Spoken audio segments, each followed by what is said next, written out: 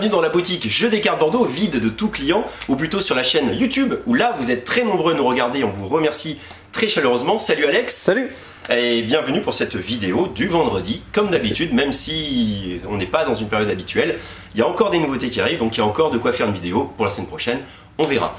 D'ici là, on a à vous remercier, toute l'équipe, pour ces 3 derniers jours que vous nous avez fait vivre. C'était bien mieux qu'un inventaire, donc on est content d'être resté ouvert. Merci beaucoup. On a pris notre shoot, notre dose de clients. Maintenant, on en est un peu privé, mais on a une organisation qu'on rappelle là très vite ici, qui consiste donc à nous appeler, à nous contacter sur Facebook, à nous contacter par mail, à nous contacter sur Instagram, mais privilégier quand même le magasin où il y a les gens qui travaillent, parce que des fois, sur Instagram, par exemple, Alice ne peut pas répondre toujours. Donc n'hésitez pas à nous contacter et nous envoyer vos listes de jeux que vous souhaiteriez commander. Nous, on vous envoie un lien de paiement, vous réglez à distance et ensuite vous venez chercher tout ça au magasin. Ou alors Jeff, qui prépare l'Ariégeoise, se fera un plaisir de prendre sa petite bicyclette et d'aller jusqu'au boulevard, m'a-t-il dit, pour pouvoir vous porter tout ça avec le super sac à jeux de chez Atalia. Voilà, petite page de publicité finie. On va attaquer cette vidéo du vendredi, Alex, et on commence tout de suite avec, par terre, regarde. Voilà, tout est dit. C'est double, grand format XXL. Alors là, on s'adresse peut-être au centre d'animation, aux ludothèques, ou si vous êtes très nombreux, vous voulez faire un double dans la nature. Par exemple, là, c'est la clé. Voilà. Donc ça se fait avec les pieds, évidemment. Ça se tient dans cette grosse boîte-là, que je vous montre ici. C'est arrivé au magasin. Voilà, donc si vous êtes une ludothèque qui voulait jouer en grand avec les enfants au l'excellent double, c'est disponible pour jouer à l'extérieur.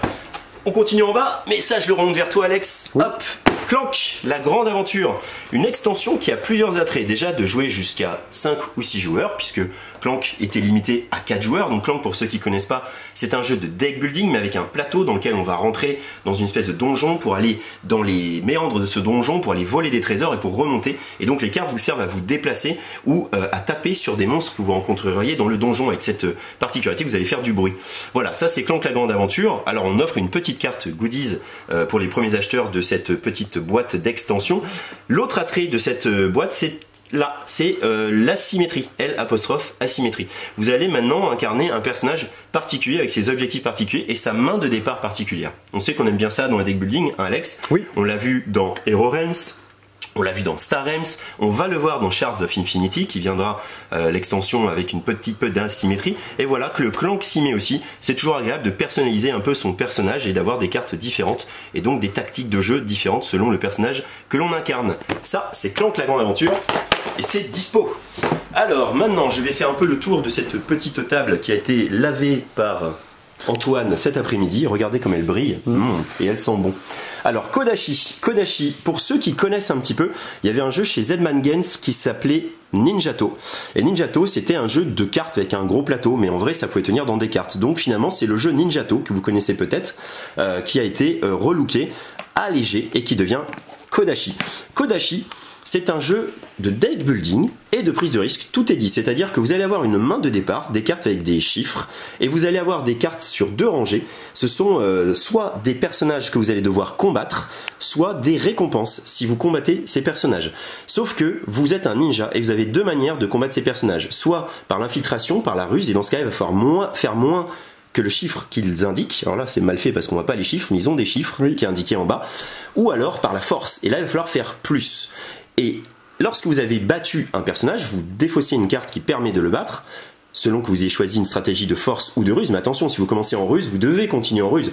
Si vous commencez en force, vous devez continuer en force. Donc il va falloir regarder votre main, voir ce que vous pouvez faire et à un moment peut-être dire stop, parce que vous pouvez continuer à en affronter tant que vous voulez pour augmenter les, on va dire, les récompenses que vous allez recevoir. Vous pouvez dire stop, parce que si vous arrivez sur une carte que vous ne pouvez pas affronter, vous avez tout perdu. Et en plus, vos adversaires, eux, à la fin de votre tour, choisissent toujours une carte. Donc si vous avez tout perdu, eux en bénéficieront. Si vous avez gagné quelque chose, vous pouvez prendre en premier et eux bénéficieront de ce qui reste. Donc il ne faut pas non plus aller en prendre trop non plus. Il y a un petit système de récompense sympa. D'ailleurs, ça, c'est des personnages qui donnent des espèces de ressources qu'on va pouvoir dépenser pour acquérir les cartes qu'on a mis au-dessus, qui sont des cartes qu'on va rajouter à son paquet de cartes.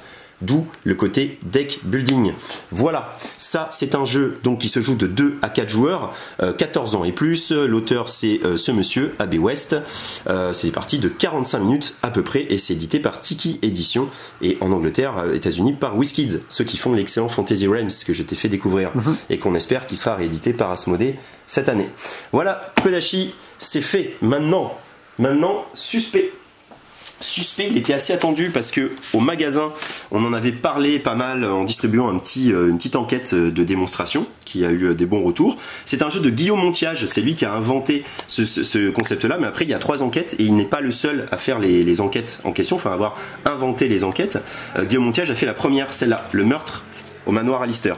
Suspect, pour ceux qui connaissent Unlock, bah c'est un peu le même système, c'est-à-dire qu'il va y avoir un paquet de cartes comme dans Unlock, et ces cartes ont des numéros. Et par contre, là, la similitude avec Unlock s'arrête là, puisque, alors là, je vous spoil un peu, mais c'est la première enquête, donc ça vous donnera peut-être plus envie qu'autre chose. On va avoir des petits documents comme ça, qui nous permettent, parce que c'est un monde ouvert, là, il y a un drame au manoir Alistair, et on va regarder si on veut aller voir le jardin d'hiver, on va prendre la carte numéro 4. Si on veut aller dans la salle de musique, on va prendre la carte numéro 13. Mais il y a aussi des personnages, et tous ces personnages nous sont mis comme ça, en arbre généalogique, de manière à ce qu'on comprenne qui est qui, le frère de qui, le mari, la femme de qui. Et pareil, ils ont des numéros et ça nous permet d'aller les voir et de leur parler. Et donc on va prendre les cartes, les gens vont nous parler. Un système très sympa, il va y avoir des indices qui vont être faits, un petit peu comme en Sherlock Q système. Il va pas falloir utiliser beaucoup trop de cartes puisque il y a un barème. Si vous utilisez de 0 à 30 cartes, alors 0 c'est impossible, pour résoudre l'affaire, ça vous donnera plus de points que si vous utilisez plus de 30 cartes jusqu'à 50 cartes, puisque c'est un paquet de 54 cartes. Là ça vous donnera le moins de points. Ce qui est très sympa dans le jeu, c'est que vous commencez l'enquête, vous connaissez déjà les questions qu'on va vous poser. Alors que souvent dans ce genre de jeu, on le découvre à la fin et on sait pas trop, on s'y est pas préparé. Là on va pouvoir dire à quel moment on peut répondre à telle question et la valider, et peut-être revenir sur nos pas et donc prendre moins de points si jamais il nous avait fallu plus de cartes pour cette deuxième proposition, parce qu'on a été sur une fausse piste par exemple. Donc c'est Claire Harper entre en scène, et c'est vraiment un univers, je l'ai pas dit, mais très Agatha Christie. Moi qui suis fan d'Agatha Christie, qu'on a eu plus d'une trentaine quand j'étais plus jeune, je retrouve tout à fait cet aspect british, années 1930, des gens qui ont des secrets dans des manoirs ou en Égypte ou voilà, ou dans un théâtre, enfin voilà. On trouve vraiment ce côté-là, et Claire Harper, ce serait une sorte de mélange de Miss Marple et de Hercule Poirot. Vous l'incarnez, elle pose des questions, vous allez voir, je vais pas vous spoiler, mais il y a les relationnels entre les gens, il y a des choses, il y a des indices, il y a des astuces aussi pour ouvrir des portes, pour voir des empreintes de pas. Enfin, c'est vraiment très bien fait. Si on aime les petits jeux d'enquête, enfin les bons jeux d'enquête qui vont bien vous occuper, hein, une enquête c'est bien 1 heure, 1 heure et demie, okay. C'est parfait. Voilà, et la réponse, elle est dans cette enveloppe évidemment, et tout est expliqué. Et autre chose que je dois dire, c'est que c'est très bien écrit. C'est pareil, donc hommage à Agatha Christie. Les cartes sont très bien écrites, c'est vraiment voilà, très agréable à lire et soutenu. Tu peux me dire pour combien de joueurs c'est? Oui, pour combien de oui, bien sûr, mais évidemment. Alors de 1 à 6 joueurs, parce qu'on peut jouer tout seul, même si c'est pas très rigolo. À partir de 10 ans, et puis des parties, comme je vous disais, de 90 minutes, 1 heure, 1 heure et demie, okay. si vous êtes très bon. Voilà, petite réponse. Un très chouette ce petit suspect. Et là on arrive sur un très beau jeu, donc j'ai appelé le Lutin des Bois. Lutin des Bois, je vois un beau jeu dans les bois. Peux-tu nous présenter ce jeu? Wouh, c'est moi. Oui, j'ai pas mes petites oreilles, mais c'est moi le Lutin des Bois. Alors, je vais vous présenter Everdale, que j'attendais avec impatience et que j'ai été très heureuse de mettre ma petite tête dessus. Voilà, nous l'avons enfin grâce à Matago. C'est un jeu qui se joue de 1 à 4 pour des parties d'environ, j'irai 1 heure quand même. 1 heure, bon plus on est nombreux, plus c'est long, hein, toujours. C'est un jeu très complet où on va construire notre ville de petits animaux. Voilà, chacun va construire sa ville. C'est un jeu de cartes, de combos, de poses d'ouvriers, de gestion de ressources et d'objectifs. Et il y a même du chaînage un peu à la Seven Wonders. Donc oui, tout ça dans ce magnifique jeu. Alors, chacun va avoir son petit peuple au début, donc on a des petits ouvriers ici, et on va les poser sur le plateau, donc qui est normalement beaucoup plus grand. Voilà. On va les poser à des endroits qui sont souvent pour récupérer des ressources qui sont ici. Les ressources, à quoi elles vont nous servir? À construire des bâtiments ou des habitants. Bon, on ne construit pas les habitants, mais voilà, techniquement on les accueille. À notre tour, on a soit le choix donc de poser un ouvrier, soit de construire une carte, soit de notre main, soit directement de la prairie qui est ici, le marché. Les ressources qu'on doit payer sont toujours écrites ici, voilà. Et les points de victoire sont ici. Voilà, très classiquement, hein, les points de victoire. Ce qui est très intéressant, c'est qu'une ville ne peut accueillir que 15 cartes. Donc, votre but, c'est de surtout pas la remplir direct. Parce qu'il y a très peu de bâtiments ou de cartes qui peuvent vous permettre de supprimer une de vos cartes dans votre ville. Donc, vous allez prendre que des cartes très optimisées qui vont vous rapporter soit des combos, soit beaucoup de points de victoire, etc., etc. Ce qui est intéressant aussi, c'est qu'on a un rythme très différent en fonction des manches. Donc on se fait 4 manches pour 4 saisons, hein, printemps, été, automne, hiver. Et au début, on n'a que 2 ouvriers, donc c'est très frustrant et très rapide, puisque au bout de 2 ouvriers, on n'a pas beaucoup de ressources pour faire des choses. Mais une fois qu'on a passé la première manche, la première saison, on va récupérer au fur et à mesure de plus en plus d'ouvriers. Donc première manche est très courte, deuxième manche un peu moins, etc. Et la quatrième est même très longue, puisqu'on s'est même fait une sorte d'engine building avec vraiment une ville qui est presque en autosuffisance. Voilà, dès que vous allez jouer une carte, elles vont avoir des effets comme on peut le voir ici, qui peuvent s'activer. Par exemple, quand vous construisez un habitant, eh bien une autre carte, quand vous le faites, elle va vous dire vous gagnez des ressources en faisant ça. Et hop, vous continuez comme ça. Enfin, le chaînage est hyper intéressant parce que vous voyez, par exemple, cette épicerie, il y a marqué ici en bas commerçant. Ça veut dire que si à un moment je récupère un commerçant, je peux le mettre dans ma ville gratuitement grâce à mon épicerie. Par contre, le chaînage est limité. Une fois qu'on l'a utilisé, on met une petite porte dessus. Voilà, c'est très mignon. C'est une petite porte ronde comme le Hobbit. Voilà, après vous allez avoir des objectifs. C'est premier arrivé, premier servi. Ici, vous avez des objectifs qui sont toujours les mêmes. Donc par exemple, avoir 3 cartes de ce type-là dans notre village, ou ici 4, vous voyez, ça ressemble à ça. Hop, dès que j'ai 4 cartes verte, je peux poser mon ouvrier dessus. Mais mon ouvrier sera pris pour ça, parce qu'un ouvrier, une fois qu'il est posé, on ne peut plus le bouger, tant qu'on n'a pas passé. On a aussi ces objectifs ici. Les objectifs, ceux-là, ils changent tout le temps. Vraiment, on en a un gros paquet, on les met au hasard. Donc ils ont des conditions, donc là, avoir un professeur et une université. Et pareil, premier arrivé, premier servi, il le récupère et il va gagner des points de victoire. Voilà, Everdell, c'est un jeu hyper complet. Vous avez vraiment plein de choses à faire, mais ça coule très bien. C'est très satisfaisant. Moi, c'est vraiment un de mes coups de cœur depuis 2 ans que Matago avait sorti une petite vingtaine de boîtes. J'avais couru dessus et c'est vraiment, je suis très heureuse de pouvoir continuer à y jouer. Voilà, je voulais aussi remercier ceux qui nous suivent sur Instagram parce que nous avons enfin atteint les 1000 abonnés. Oui. Et donc pour vous remercier, on fait un petit concours. Voilà, il y a 3 jeux à gagner pendant 3 semaines, donc un jeu par semaine. Voilà, donc n'hésitez pas à y participer, ça se lance, ça sera lancé au moment de la vidéo, c'est-à-dire que ça s'est lancé le jeudi, voilà, hier. Et du coup, ceux qui ne nous suivent pas encore, n'hésitez pas, c'est l'occasion, hein, je pense, pour venir nous suivre si vous voulez gagner des petits cadeaux. Allez, bisous! Ciao! Merci Alice et beau boulot pour Instagram, en effet, bravo pour les 1000 abonnés. On se retrouve là dans le Japon, je crois. Ceci est un Gorinto. Un Gorinto, c'est un palais. Qu'est-ce que tu m'avais dit, Alice? Un sanctuaire. Un sanctuaire. Commémoratif. Voilà. Mais en vrai, c'est un jeu abstrait. En vrai, c'est un jeu de la famille des Azul, des Sagrada, mais qui est très agréable, vous allez voir. C'est un jeu, en fait, où je vais vous l'expliquer très rapidement. Vous allez devoir remplir votre Gorinto.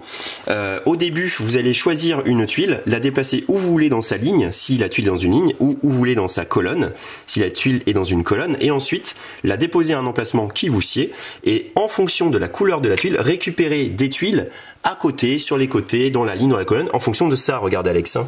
Si jamais j'ai posé une tuile violette, je peux récupérer une des 4 tuiles qui est là. Là, je peux récupérer les 4 tuiles qui sont juste à côté. Là, 2 tuiles devant, 2 tuiles derrière, 2 tuiles sur les côtés, 2 tuiles sur les côtés. Et le marron, c'est un peu particulier. Je vais creuser. C'est la terre, c'est le symbole de la terre. Donc, je vais creuser dans la colonne, enfin dans la pile dans laquelle j'ai posé ma tuile.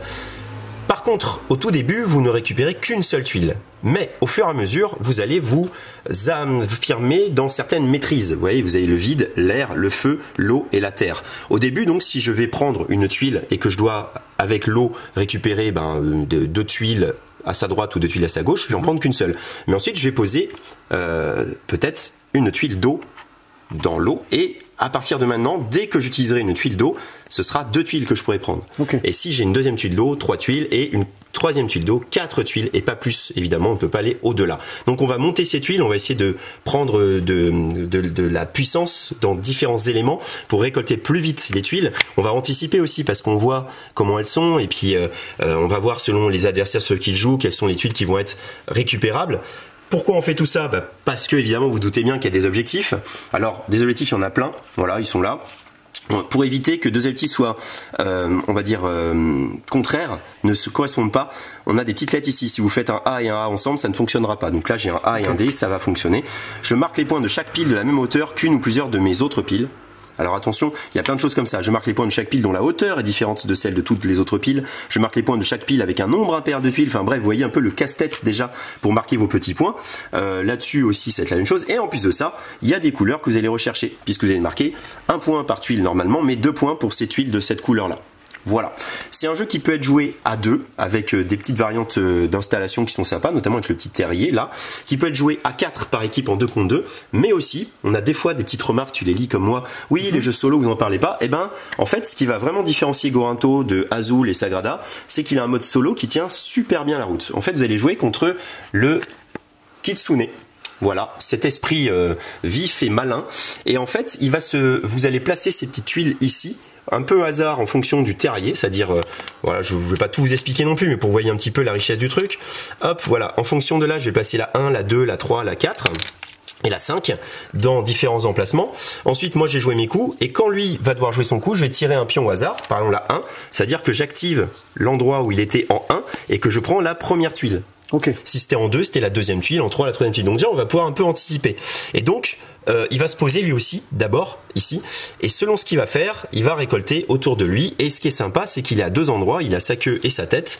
Et moi, j'ai une petite pièce comme ça que je flippe. Hop. Donc là, c'est sa tête qui joue, donc c'est lui qui joue. Voilà.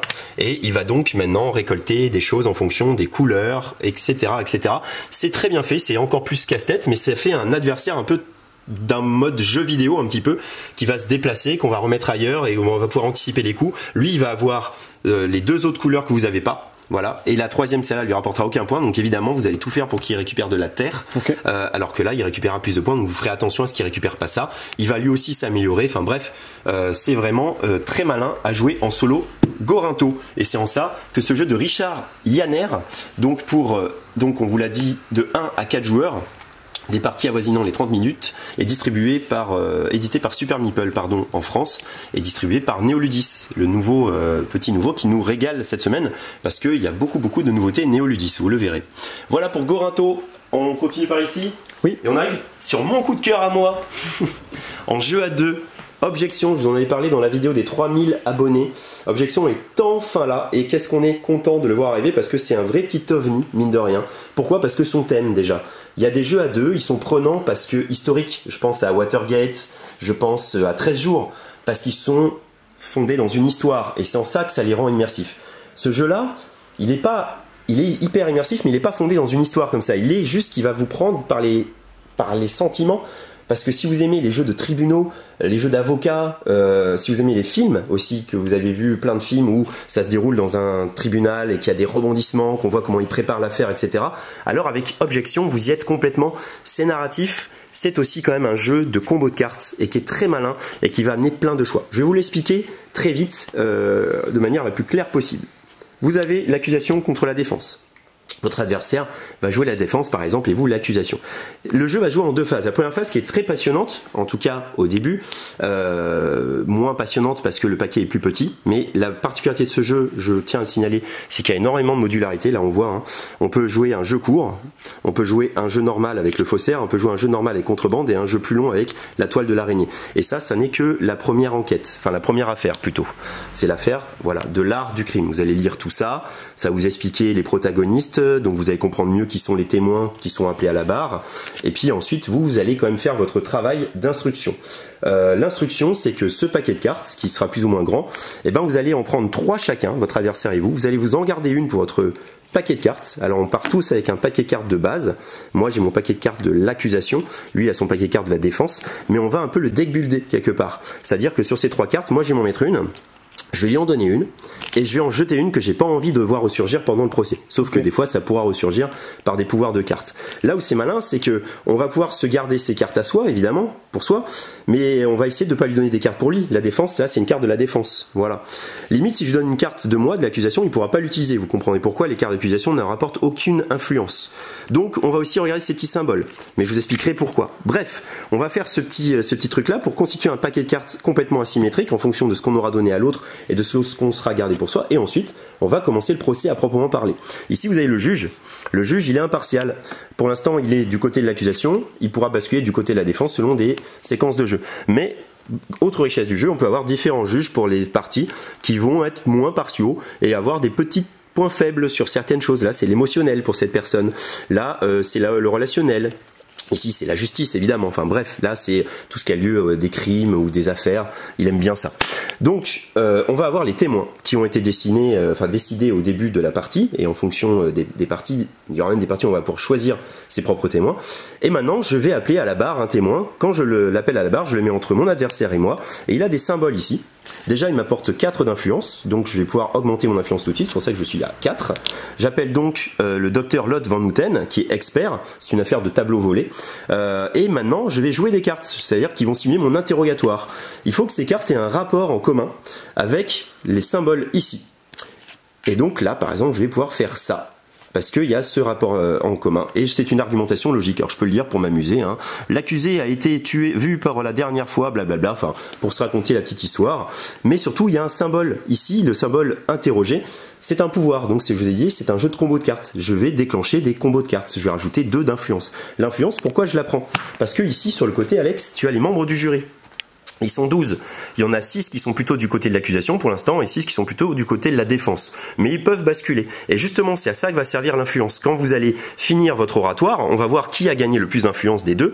Et celui qui a gagné le plus d'influence va pouvoir utiliser l'influence qui est la différence entre l'influence de son adversaire et la sienne. C'est-à-dire que si tu as fini à 9 et moi à 12, eh ben, j'ai 3 d'influence à dépenser. Okay. Les 3 d'influence, je peux décider d'aller influencer quelqu'un à 3, ou à influencer quelqu'un à 2 et quelqu'un à 1, ou influencer 2 fois quelqu'un à 1, ou influencer fois à quelqu'un à 2 et 2 fois quelqu'un à 1. Bref, je fais ce que je veux. Le tout, c'est qu'à la fin, lorsqu'on aura joué toutes nos cartes ou qu'il y aura eu des révélations, parce que selon les enquêtes, enfin les affaires, il peut y avoir des fins différentes, on comptera, on verra le nombre de jurés qui sont de votre côté et vous l'emporterez si vous avez la majorité.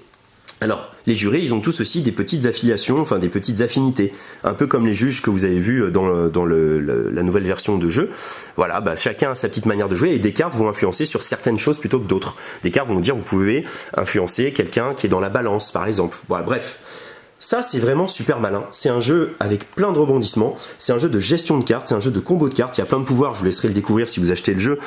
Interroger, évidemment, mais aussi des cartes d'action. On va avoir aussi des procédures. C'est très malin, les procédures, parce que ça nous ouvre plein de symboles. Si je la joue, ma procédure, après, derrière, je peux jouer plein de choses. Tu vois, je suis ouvert sur plein de choses, des arguments, des preuves. Mais je peux aussi l'utiliser comme une procédure réelle et je vais la mettre en jeu. Et plus tard, je pourrai la déclencher si ce qui se passe ici est valable, c'est-à-dire que par exemple le juge est de mon côté et des choses comme ça. Le juge, je peux le mettre de mon côté en allant faire des apartés avec lui. Je vais aller discuter avec lui et il va se retrouver avec moi. Et en plus, je vais pouvoir repiocher une carte parce qu'il y a des combos de cartes un peu la magie qui vont me faire piocher des cartes pour avoir plus de choix. Je vais pouvoir aussi objecter des choses de mon adversaire, des choses comme des arguments plutôt, parce que les preuves, je n'aurai pas moyen de l'objecter. Hormis pouvoir de carte. Mais s'il va sur un argument un peu fallacieux et qui m'embête parce qu'il marque beaucoup d'influence, tu vois, objection, et il peut dégager sa carte. Ça, c'est malin, c'est le côté tribunal qu'on aime bien, et nous on y a joué pas mal de parties, c'était très sympa de faire objection. Sauf qu'on en a que 3 pendant toute la partie, donc il faut bien les utiliser. L'appel des témoins va être très malin aussi, parce qu'il y a un moment où il faut jouer certains témoins, et un moment où il vaut mieux pas les jouer en fonction de votre main par rapport à ce qu'il vous demande de poser comme carte. Bref, objection, vous l'avez compris, c'est un vrai petit ovni, un jeu à 2 très profond. C'est quand même bien 3 quarts d'heure, 1 heure la partie, mais c'est passionnant. Et je vous ai pas montré donc l'autre enquête, enfin l'autre affaire, c'est la tragédie Fairmont qui est là. Voilà, il y a tout ça de cartes, donc il y en a beaucoup plus que la première affaire, qui est l'affaire des tableaux volés. Voilà, donc c'était mon petit coup de cœur. Je me suis un peu appesanti dessus, n'est-ce pas, Alex? Oui. Mais c'est pour vous dire à quel point c'est vraiment génial et à quel point, si vous aimez les jeux de combo et les jeux narratifs, vous allez vous régaler. Et les règles, j'ai oublié de le dire, sont vraiment super bien faites. On n'a eu aucun problème de règles, voire même on a eu juste une question qu'on s'est posée, on a vu que c'était écrit là dans les références des cartes. C'est parfait. Le seul petit bémol, mais on est obligé de vous le dire parce qu'on est honnête, c'est qu'il y a eu des petites erreurs d'impression sur 11 cartes, mais qu'on a un petit errata. Et honnêtement, moi je m'en étais pas aperçu en jouant. C'est qu'en fait certaines cartes vont être marquées en rouge alors qu'en fait ce sera marqué N comme neutre, normalement devrait être grise, mais elle est rouge et il faut juste tenir compte de la couleur et c'est très facile parce qu'en général dans le jeu vous regardez si c'est rouge c'est pour vous, si c'est bleu c'est pour l'adversaire qui est en défense, donc il n'y a pas vraiment de problème de jouabilité, mais c'est juste un petit peu dommage, voilà, si on fait attention aux lettres qui ne seront pas en concordance avec leur couleur. Sur 11 cartes, cela dit, ça vaut pas le coup de se priver de cet excellent jeu. Objection, c'est fait et je ne vois aucune objection à continuer. Un autre jeu à 2, très bon, Inflexible Normandie, plus connu sous le nom de Undaunted Normandie.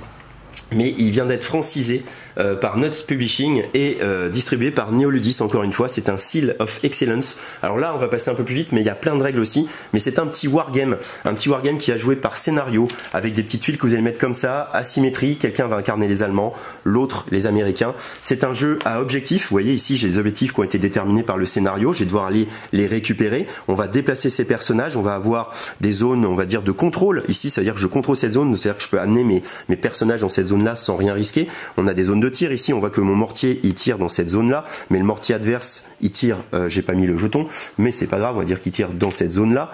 On a voilà ces petites pions et surtout on a ces cartes. C'est aussi un petit deck building, un petit peu une gestion de main de cartes avec ici ce qui va servir pour on va dire prendre la main dans une manche. Je n'ai plus le mot. L'initiative. Merci Alex, beaucoup. On va donc sacrifier une carte par rapport à l'adversaire pour révéler en même temps avec l'initiative, mais aussi les cartes permettent de déplacer des troupes, un petit peu comme dans Champ d'honneur. Vous allez avoir plus de cartes, vous allez pouvoir déplacer plus de troupes. Le tireur d'élite peut infiltrer, peut attaquer. Les attaques, et bah c'est à l'ancienne, hein, c'est un wargame avec un bon petit dé. On regarde la distance qui vous sépare, on regarde la défense. On voit qu'ici j'ai 3 défenses supplémentaires si je suis dans ce terrain là. Donc il y a des terrains à couvert évidemment, il y a des terrains à découvert, et puis après on lance le dé et puis on voit si on a tapé ou pas. Sachant ce qui est sympa, c'est qu'il y a 2 résultats critiques, enfin un bon résultat, c'est le 0 et le 9. Contrairement à des jeux habituels où il faut toujours faire le plus. Là si on fait le grand moins ou le grand plus, on réussit forcément son attaque. Voilà, c'est un jeu, hop, j'ai montré quand même à scénario, donc comme tout jeu à scénario, faut suivre un petit peu. Alors hop, ça vous demande. Voilà, premier scénario, la raille, vous allez commencer, ça vous dit la mise en place, ensuite vous êtes à Montmartin en Graigne, oui puisque vous débarquez en Normandie, vous êtes le 30e d'infanterie je crois, américain, voilà, après vous avez le raid à travers le canal, bref, à chaque fois ça va changer, à chaque fois il va y avoir des objectifs différents. Franchement, si vous aimez les petits wargames et que vous voulez pas investir trop d'argent et aussi trop de temps, Inflected Normandie, c'est pour ça que ça a eu du succès, c'est que ça peut vous parler vraiment comme un excellent jeu à deux, de prise en main d'un bon wargame, facile à appréhender et pourtant très riche de par tous ces scénarios. Voilà. Objection, on en a parlé Alex. Oui. Voilà, et ben on arrive sur un vrai jeu solo. On avait parlé de la variante solo de Gorinto, mais si vous voulez un vrai jeu solo, vous avez Warp's Edge. Warp's Edge, c'est chez Renegade et c'est un jeu de Scott Helms qui est plus connu pour les Tiny Epic, je crois, toute la gamme des Tiny Epic.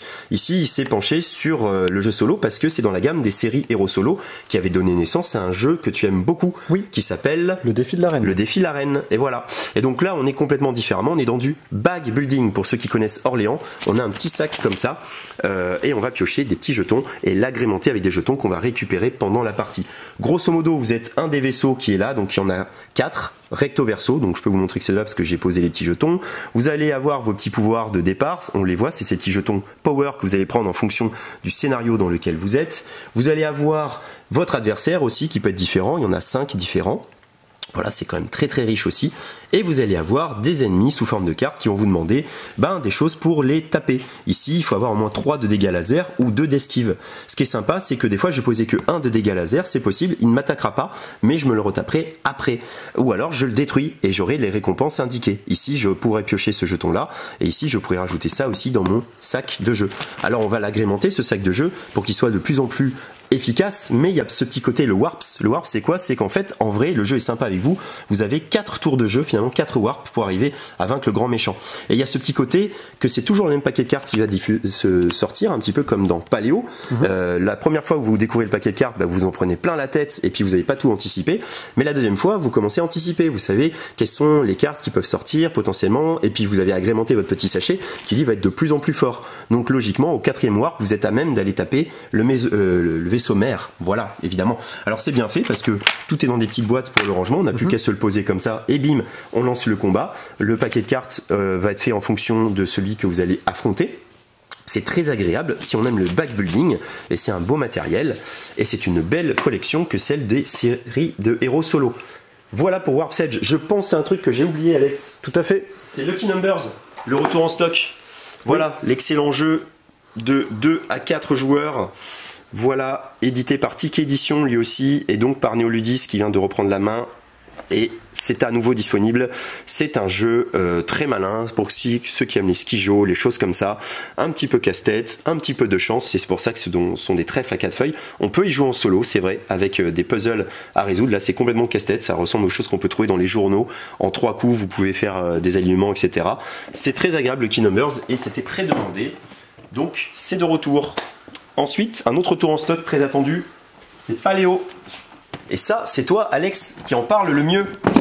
Tout à fait, Paléo, c'est un super jeu coopératif qui va lutter contre ce qu'on appelle l'effet leader. L'effet leader, c'est comment dire, un joueur en fait qui va prendre les décisions pour tout le monde. Parce que souvent dans les jeux coopératifs, on est obligé de consulter le jeu de tout le monde. Là, c'est un paquet chacun. On choisit une carte parmi les 3 premières de son paquet et ensuite on révèle et parfois il y a Michel qui est pris dans des ronces ou il y a un sanglier qui le charge et soit on va l'aider, soit on le laisse se débrouiller tout seul et nous on va faire nos petites recherches de notre côté. Les recherches sur les cartes, ça peut être notamment pour trouver de la nourriture, pour trouver de la pierre, des ressources comme du bois. Tout ça pourquoi ? Pour survivre. Parce que lorsque votre paquet en fait il est fini, il faut passer la nuit. Et pour passer la nuit, souvent il faut faire du feu. Il faut avoir de la nourriture, donc il faut avoir chassé au préalable. Et en fait, tout le mode de jeu est basé sur des modules. Les modules en fait ils vont vous orienter sur votre but du jeu. Alors en général le but du jeu il change pas trop, c'est toujours de constituer sa fresque qui est ici.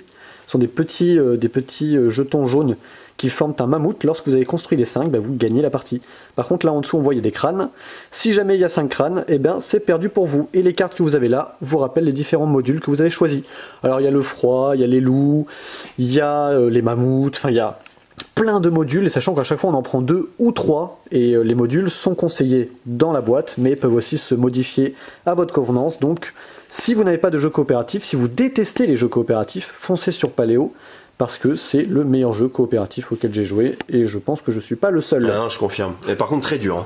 Très dur de survivre plus de 3 nuits, sachant qu'en effet l'objectif, faut pas le perdre de vue, c'est de faire des dessins et de remplir cette grotte, et des fois on a tendance à faire trop durer, et c'est là qu'on perd, donc il faut être efficace. Mais c'est vrai que c'est hyper immersif, et d'ailleurs Peter Rustenmeyer, qui est l'auteur du jeu, est archéologue. Donc voilà, il a mélangé sa passion, l'archéologie, avec une autre de ses passions, le jeu de société, et ça nous fait penser à une autre dame qui elle a fait Wingspan, qui n'est pas un jeu coopératif mais qui est un jeu extrêmement immersif aussi, tout comme les Paléo, parce que vraiment dans Paléo on est pris par l'histoire, vraiment. On se retrouve comme ces êtres primitifs qui ne savent pas du tout l'environnement qui les entoure et qui vont le découvrir et se prendre plein de claques et puis petit à petit s'aguerrir sur tout ça. Et c'est fort parce que ça raconte une histoire sans avoir de texte. Et ça c'est très bon. Très fort, c'est pictogramme, et les pictogrammes racontent quelque chose et on se le raconte de tout seul. Et en plus ça accroît la rejouabilité du coup. Oui, complètement. Ouais, vraiment l'aventure Paléo est magnifique et elle est enfin de retour puisqu'il avait été en rupture, comme tous les bons jeux qui tombent en rupture. Parce qu'ils n'ont pas été édités à assez d'exemplaires. Ah oui, moi je partais, c'est le jeu de rôle. Mais oui, il n'y a pas Antoine. Mais non, il n'y a pas Antoine. Il n'y a pas Antoine, et moi je suis perdu sans Antoine.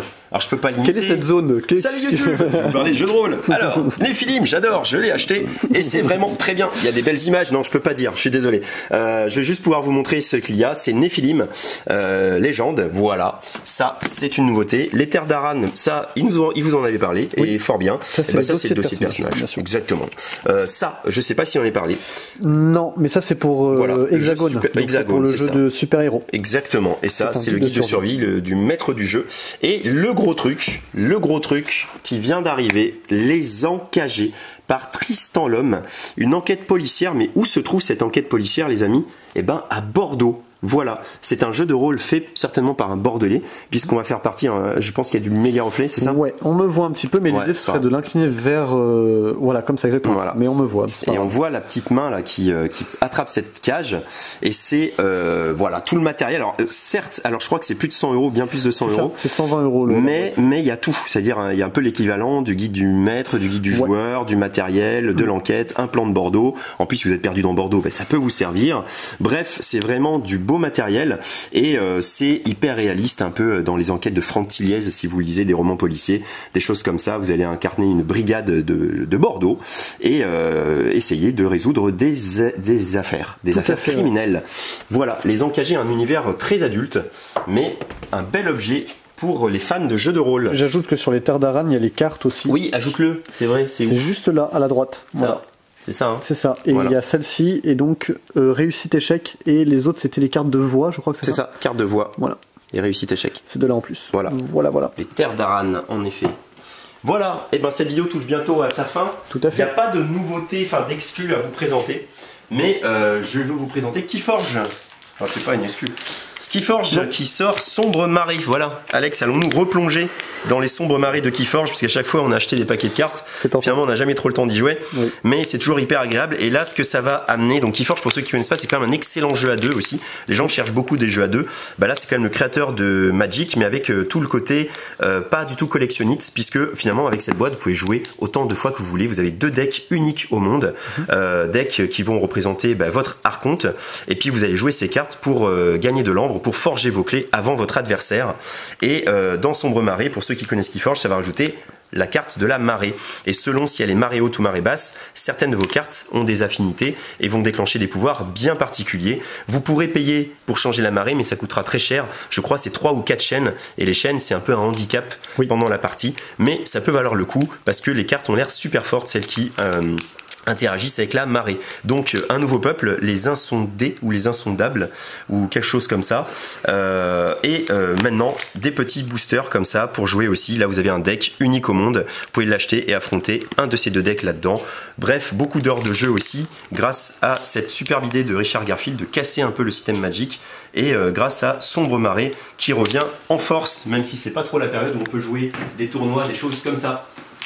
On attendra la réouverture, comme on attendra la réouverture du magasin pour vous accueillir avec un grand plaisir. Donc d'ici là, on peut se contenter de vous parler via la chaîne YouTube, et ça c'est déjà une grande chance de vous montrer tout ce qu'on a reçu, et ça aussi c'est une grande chance. Et on peut vous dire aussi de bien vous amuser, de ne pas hésiter à nous contacter par tous les modes de communication que l'on vous a expliqué, par tous les réseaux sociaux. On se fera un plaisir de vous renseigner aussi, de vous envoyer le petit lien de paiement, et vous pouvez passer à la boutique, chercher votre petite poche et jouer tranquillement chez vous. Donc d'ici là, amusez-vous bien, et à très bientôt chez Jeux des Cartes Bordeaux.